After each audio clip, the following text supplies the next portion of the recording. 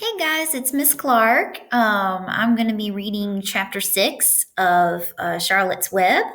So let's get started. Chapter 6 Summer Days. The early summer days on the farm are the happiest and fairest days of the year. Lilacs bloom and make the air sweet and then fade.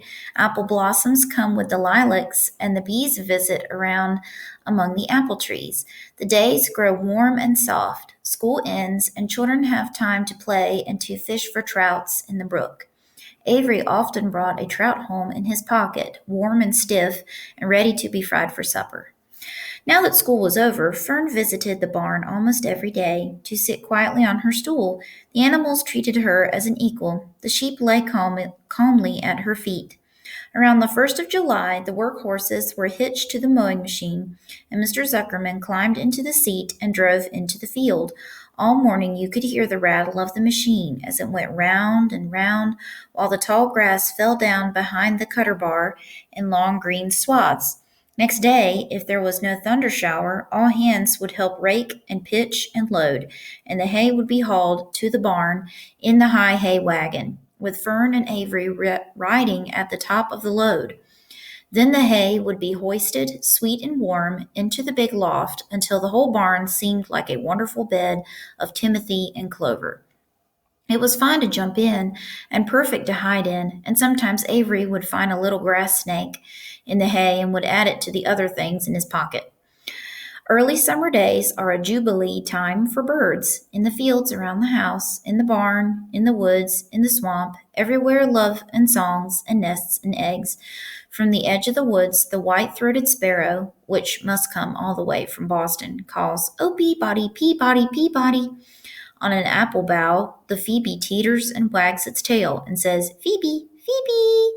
The song sparrow, who knows how brief and lovely life is, said, "Sweet, sweet, sweet interlude, sweet, sweet, sweet interlude." If you enter the barn, the swallows swoop down from their nests and scold, "Cheeky, cheeky," they sang. In early summer, there are plenty of things for a child to eat and drink, and suck and chew. Dandelion stems are full of milk, clover heads are loaded with nectar, the Frigidaire is full of ice-cold drinks. Everywhere you look is life. Even a little ball of spit on the weed stalk, if you poke it apart, has a green worm inside it. And on the underside of the leaf of the potato vine are the bright orange eggs of the potato bug. It was on a day in early summer that the goose eggs hatched. This was an important event in the barn cellar. Fern was there, sitting on her stool, when it happened. Except for the goose herself, Charlotte was the first to know that the goslings had arrived. The goose knew a day in advance that they were coming. She could hear their weak voices calling from inside the egg.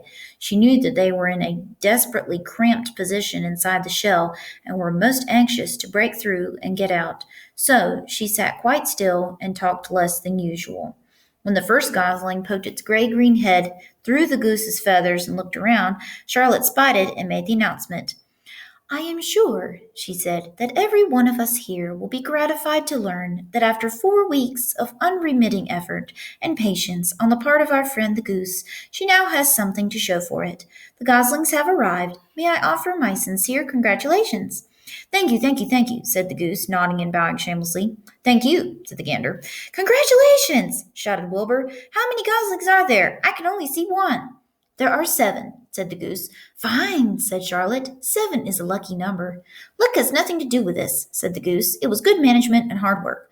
At this point, Templeton showed his nose from his hiding place under Wilbur's trough.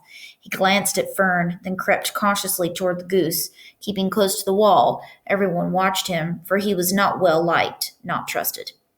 "Look," he began in a sharp voice, "you say you have 7 goslings. There were 8 eggs. What happened to the other egg? Why didn't it hatch?" "It's a dud, I guess," said the goose. "What are you going to do with it?" continued Templeton, his little round, beady eyes fixed on the goose.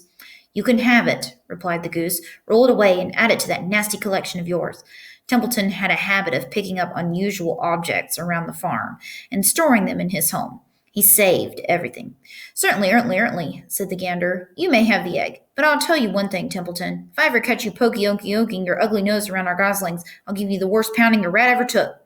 And the gander opened his strong wings and beat the air with them to show his power. He was strong and brave, but the truth is, both the The goose and the gander were worried about Templeton, and with good reason.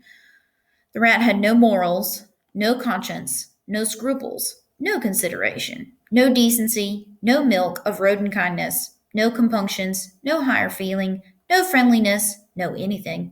He would kill a gosling if he could get away with it. The goose knew that. Everybody knew that. With her broad bill, the goose pushed the unhatched egg out of the nest, and the entire company watched in disgust while the rat rolled it away. Even Wilbur, who could eat almost anything, was appalled. Imagine wanting a junky old rotten egg, he muttered. A rat is a rat, said Charlotte. She laughed a tinkling little laugh. But, my friends, if that ancient egg ever breaks, this barn will be untenable. What's that mean? Asked Wilbur. It means nobody will be able to live here on account of the smell. A rotten egg is a regular stink bomb. I won't break it, snarled Templeton. I know what I'm doing. I handle stuff like this all the time. He disappeared into his tunnel, pushing the goose egg in front of him. He pushed and nudged till he succeeded in rolling it to his lair under the trough.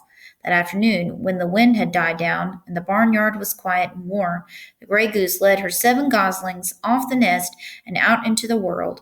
Mr. Zuckerman spied them when he came with Wilbur's supper. Well, hello there, he said, smiling all over. Let's see. 1, 2, 3, 4, 5, 6, 7. 7 baby geese. Now, isn't that lovely? All right, so here we have Fern. We have the rat. He's taking the dead goose inside the egg. It's pretty gross, but anyway, that was chapter 6. So don't forget to tell me the gist, who did what and why in this chapter. Okay, so I will see you next time. Bye.